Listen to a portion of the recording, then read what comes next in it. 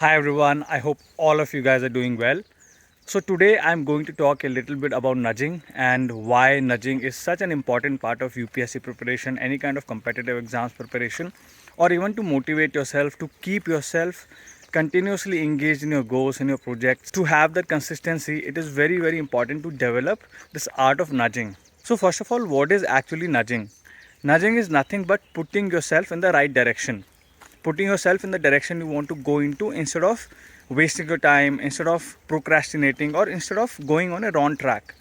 So nudging can come in many ways or forms. It can be something that you tell yourself, or it can be someone else who tells you that you have to continue on your path so that you have consistency and you are able to achieve the targets that you have set for yourself. So when I was preparing for UPSC, I also used to nudge myself. Even today as an officer, I try to nudge myself, not only for continuing to work hard, continuing to be always on time, continue to work on my projects, but also to sometimes take a step back and relax.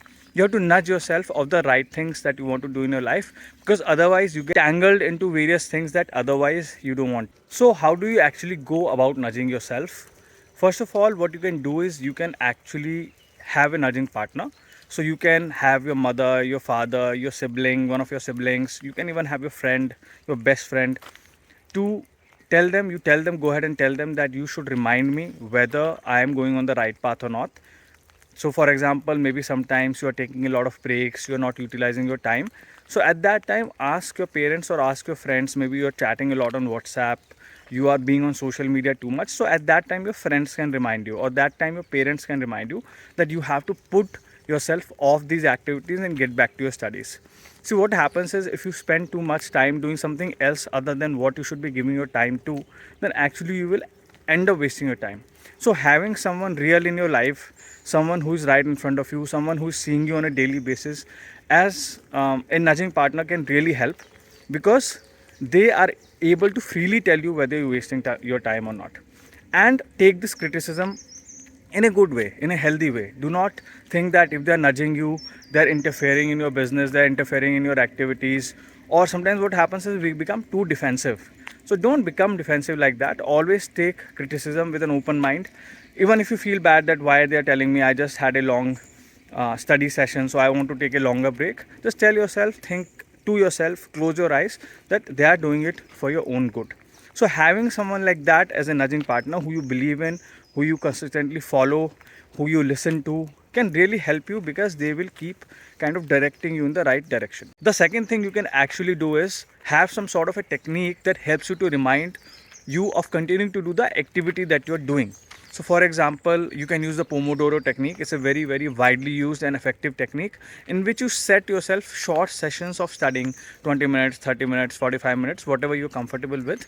And then in those short sessions, you divide your work or your study plan into short little blocks, in which is much easier to cover than, let's say, you have long 5 hours, 4 hours, 3 hours studying sessions. So having these small sections of studying, having these small blocks through which you can study, can be very helpful. And it is sort of a automated nudging process, because in that you are automatically reminded of your goals and you keep that consistency. So apart from that Pomodoro technique, what I used to do is, I didn't use the Pomodoro technique, but subconsciously or not knowingly, I used this technique, because what I used to do was, I used to divide my chapters, the entire study plan, into smaller chapters. So number of pages I had to study in a day. So this month I have to study the entire economy. So I will divide the entire economy book or notes, whatever study materials I have, into smaller parts, like let's say 30 pages per day, 40 pages per day.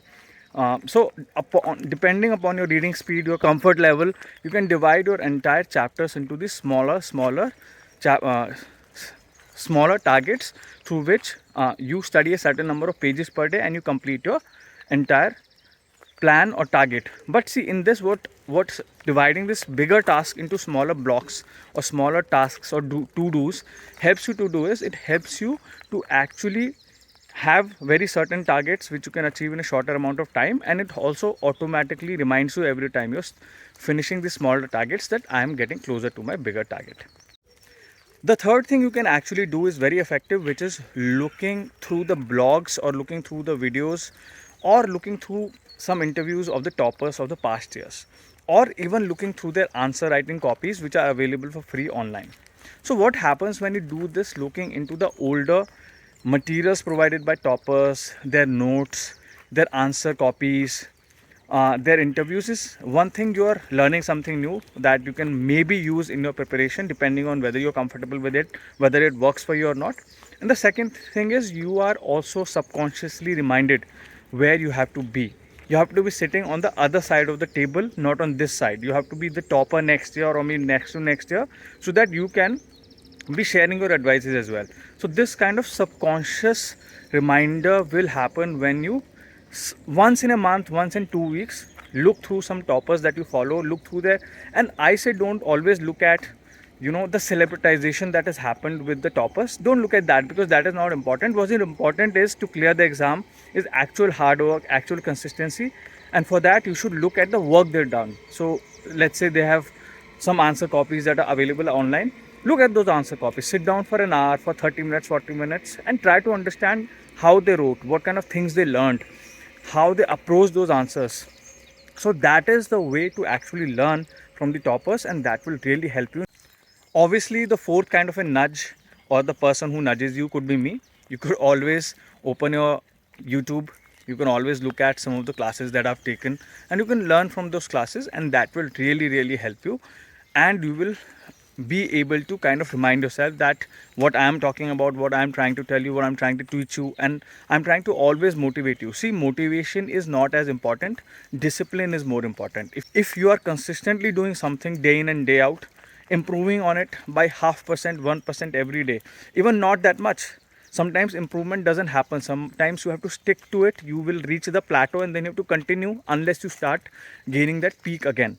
So I believe that consistency is much more important than motivation. This discipline is much more important than motivation. So if you find some discipline or consistency looking at me, looking at my videos, then I hope I can play that role for you as a nudge for you.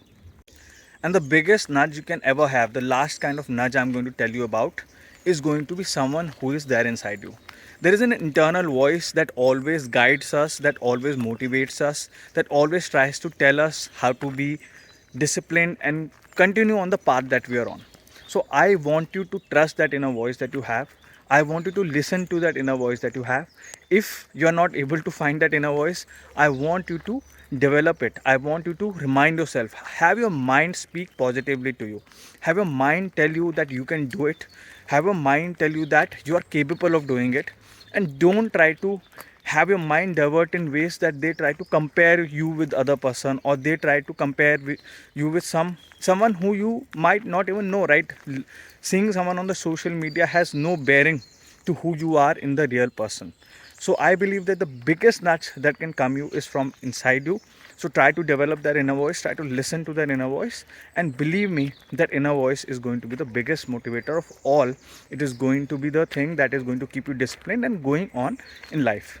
So I really hope this particular session today in this beautiful surrounding helped you.